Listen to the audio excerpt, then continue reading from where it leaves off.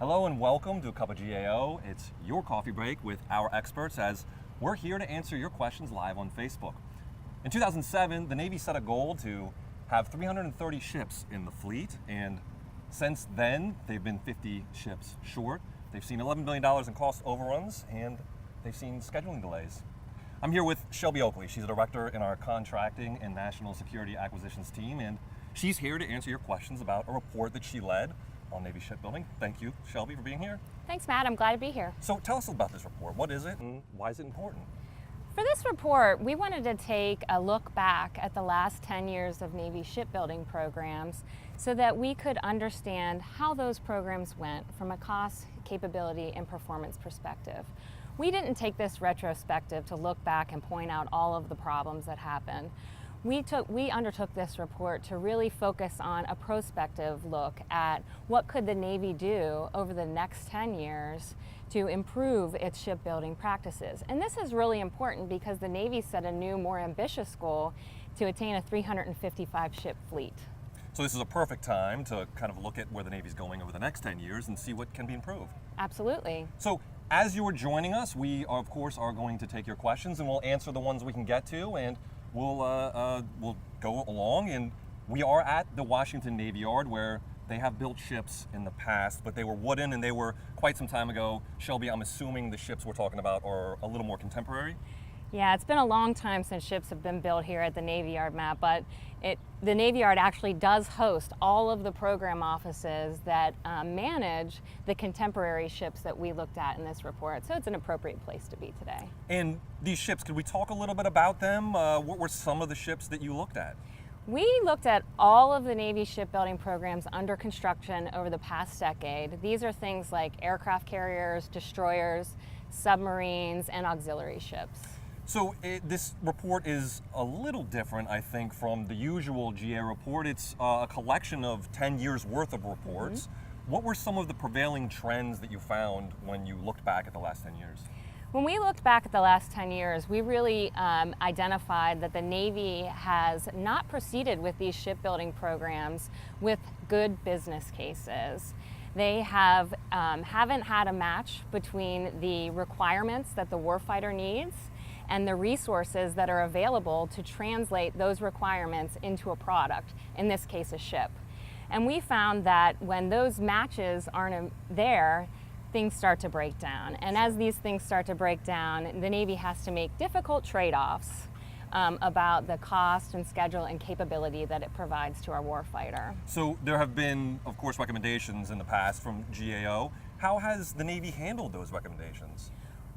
You know, we took a look at commercial shipbuilding best practices, and what we did in looking at commercial shipbuilding best practices is identify some of the key things that they do to ensure that the buyers of ships understand the ship before they sign up to purchase the ship. And this has allowed them to deliver ships on schedule, on cost, and with the capabilities promised.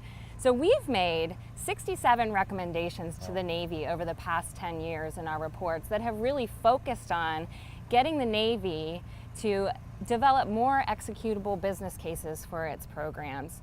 While the Navy has really agreed in principle with the recommendations that we've made, they haven't implemented very many of the recommendations. Okay, so it sounds like there's some improvement to be made, and hopefully that'll be taken on board as we move ahead. Yeah, I mean, we are seeing the Navy take some positive steps to limit the technical risk on some of its programs and to focus on understanding the design of the ships a little bit more before beginning construction, before beginning metal. So we are seeing some of that. But it's going to take a lot, it's going to take a little bit more to be able to overcome some of the pressures that force the Navy to accept weak business cases for its programs. Sounds great. For those of you joining us, this is Cuppa GAO, Coffee with our experts. I'm here with Shelby Oakley. She is a director on our contracting and national security acquisitions team, and we're talking about Navy shipbuilding. One of the things we had talked about was some of the scheduling delays that have happened. How do ships get delayed when they're being built? Is this a pretty big overtaking? Yeah, I mean, obviously building a ship is a big deal. They're complex, highly technical endeavors that require many, many years to accomplish. And so When a ship is delayed, the fundamental reason is typically because the business case wasn't very executable at the beginning. And when I mean business case, what I'm really talking about is that do the resources that the Navy has match the requirements that it's being asked to provide? And the resources are things like, do the technologies work the way they're supposed to work? Do we understand the design? Do we have the funding that we need? And do we have the time that we need?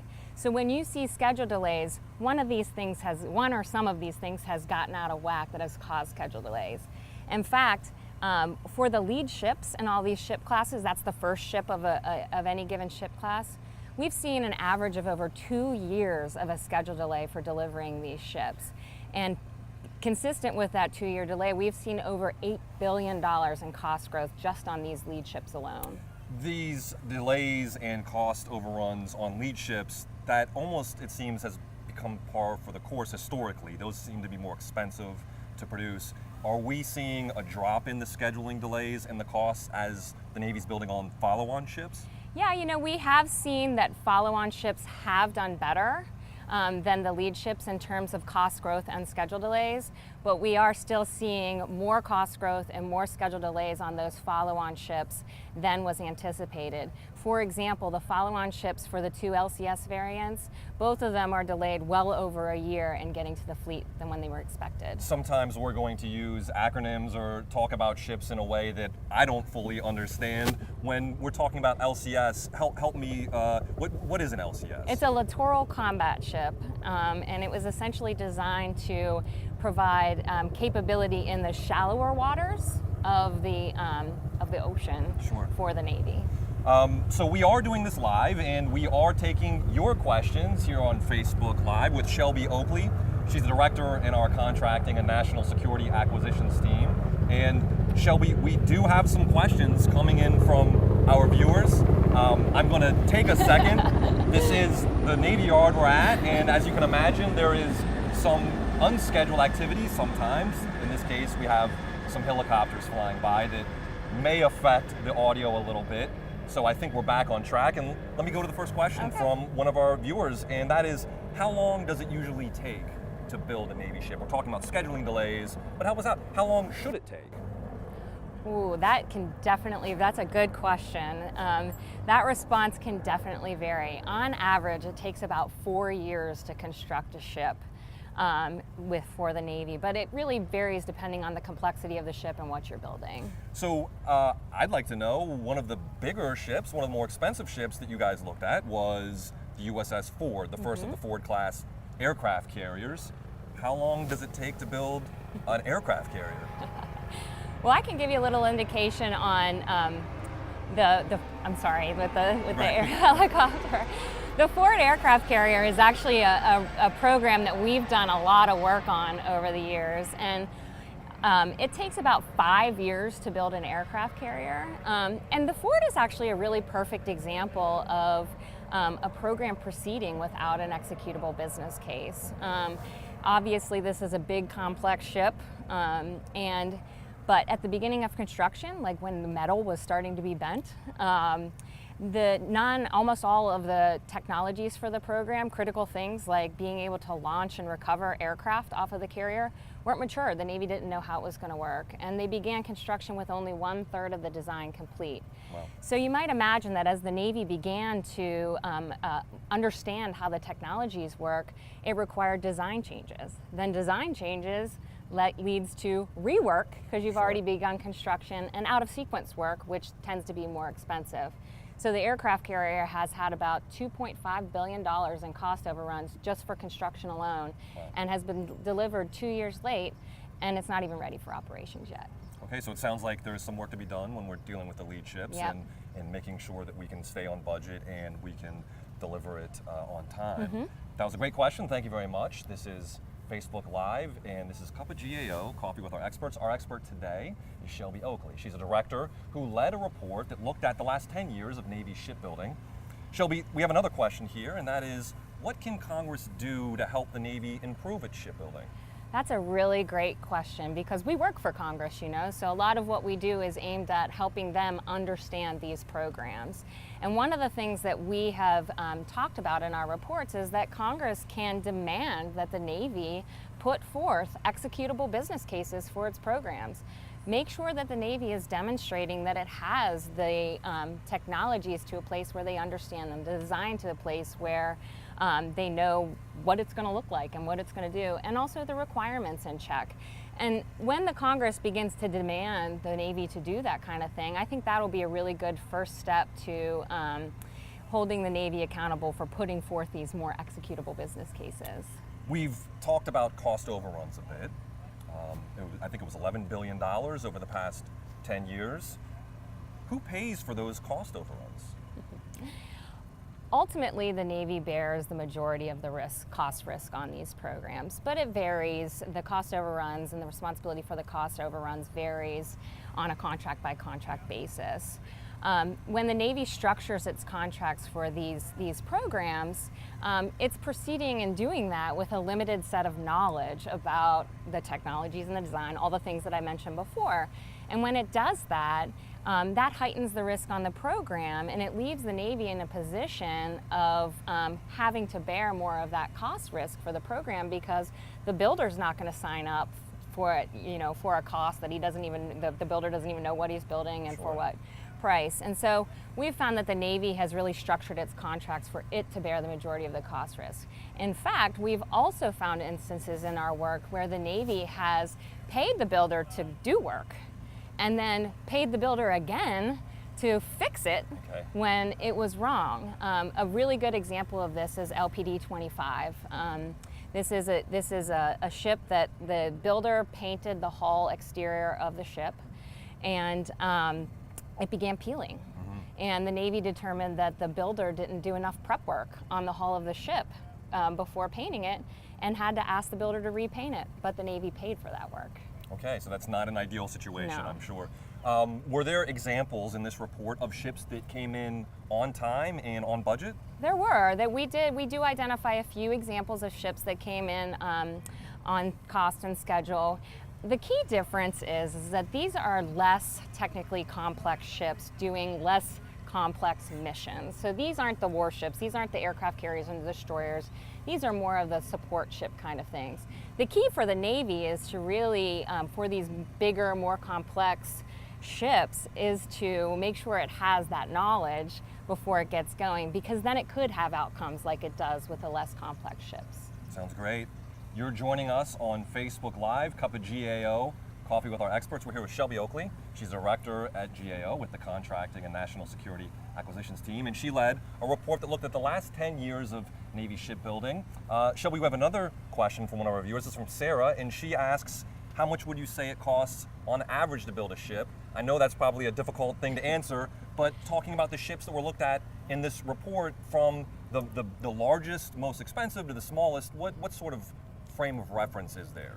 Yeah, I mean, I think like a destroyer would cost like $1.5 billion. An aircraft carrier is about like $11 to $12 billion. So they really, really range. And I think the other thing is that they don't always cost what you expect them to cost. And a lot of times decisions have been made about programs because to cut programs, the quantities of ships, because they've been more expensive than expected. DDG 1000 is a perfect example of that. And DDG 1000 is the Zumwalt class. Yes, the Zumwalt class. Thank you for keeping me accountable for identifying this. No problem. Ship. I know it's easy to fall in. The Navy loves its jargon and they love their acronyms. Yeah. So we've got to kind of check ourselves as we talk about these things. We have another question, Shelby, and that is, did GAO find areas for improvement that focus on meeting the overall Navy audit requirements? That's a really good question. I mean, I think that really what we focus on is those kind of cost, schedule, and performance accountability metrics that we look at on our programs. And again, we made 67 recommendations that were related to that, related to contracting issues, related to ensuring that we're not committing to the government to billions and billions of dollars of investments without the knowledge that we need to do that. So there were 67 recommendations from the reports that we looked at again for this report. there weren't any recommendations for this report. Was there a sort of reminder to the Navy about the recommendations from the past? Thanks. I like that you asked me that, because that's the whole point of this report. Okay, all right, great. Was to take our work over the past decade and really take a look back at what are those lessons learned that the Navy could employ as it's beginning to build some of these new advanced ship classes over the next 10, 20 years. And so we really were focused on what can we identify for the Navy that were the root causes for why things went off course for these programs over the past decade. And this is going to be really important because the Navy has some big programs coming down the pike. The Columbia-class submarine, which is the new nuclear ballistic missile submarine that's coming, is going to cost just $128 billion for construction. So that's a huge investment coming down the pike, and we want to make sure that the Navy is going to get it right. And there's also an idea, I imagine, that the Navy does have to keep on the technology, be leaders in this technology. They have to make these lead ships in order to meet the needs of our national security. Absolutely. So I imagine this report should, the idea is help them move on to the next decade, right? Yeah. And look at how they can improve their shipbuilding practices. This is Facebook Live, Cuppa GAO, Coffee with our experts. I'm here with Shelby Oakley. She's a director on our contracting and national security acquisitions team, and we're here to talk to you and take your questions about a report she led on Navy shipbuilding over the past decade. So I've got another question for you, Shelby, and that is from Brendan, and he asks, what kind of trade-offs does the Navy have to make for its ships when program resources and requirements don't match? That's a really good question, Brendan. Thank you very much. The Navy really has three things it can work on, right? Like 3 levers it can pull. It has cost, schedule, and performance, which is like capabilities that it's going to provide to the warfighter. And so those are the 3 things that the Navy has to move around to be able to address shortcomings in any one area.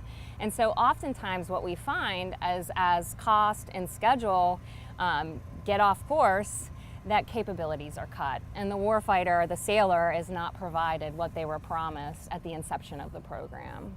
There is another question, and this is an interesting one. This is from Rick, and he asks if this type of analysis can have any application to Coast Guard and their programs.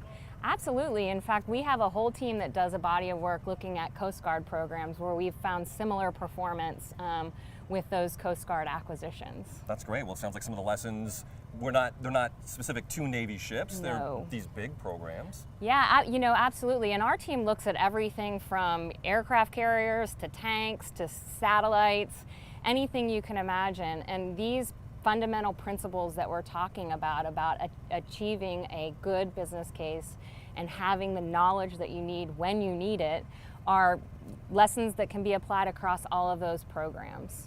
Sounds great. This is Facebook Live. We're here taking your questions. I've got another one for you here, Shelby, from one of our viewers, and that's from Rebecca, and she wants to know if, moving forward, does GAO have any recommendations for the Navy or any other military branch when outlining a 10-year goal or plan? This might be an interesting one because we did the report on the last 10 years, but do we have any recommendations about how the Navy can look at programs like this in a 10-year period?